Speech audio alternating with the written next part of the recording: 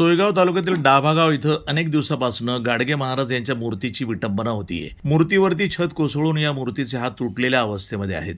तरी शासन प्रशासन हे बेजबाबदारपणासारखं वागत असून हा धक्कादायक प्रकार समोर आलाय। गाडगे महाराज हे गोरगरीब दीनदलित यांच्यामधील अज्ञान, अंधश्रद्धा, अस्वच्छता यांचं उच्चाटन करण्यासाठी तळमळीनं सामाजिक कार्य करणारे समाजसुधारक होते।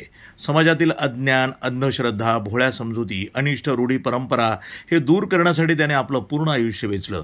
मात्र शासनाला प्रशासनाला गाडगे बाबांचा विसर पडलाय। असाच एक धक्कादायक प्रकार समोर आलाय। डाभा गावच्या या बाजूला गाडगे महाराज यांचं अनेक वर्षापासून जुनं मंदिर बांधलंय। हे मंदिर रोडवरती असून तरी शासन प्रशासन हे डोळे मिटून गप्प आहे। गाडगे महाराज यांनी स्वतः झाडू घेऊन गावागावामध्ये जाऊन स्वच्छतेचं काम केलं।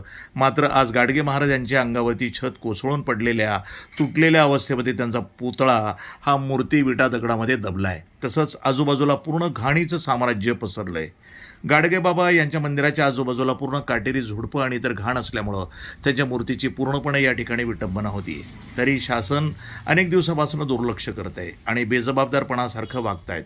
याच मंदिराच्या बाजूला एक सभामंडप बांधून ठेवलंय। शासनाला फक्त योजना राबवता येतात, मात्र गाडगे बाबा महाराज यांच्या मूर्तीची एवढी मोठी विटंबना होत असताना दिसत नाहीये का? हा गंभीर प्रश्न निर्माण होतोय। अनेक राजकीय पुढारी तसेच सामाजिक संघटनेचे पुढारी यांचे दुर्लक्ष होताना दिसतंय। अद्याप हा गंभीर प्रश्न कोणी उपस्थित करायला तयार नाही।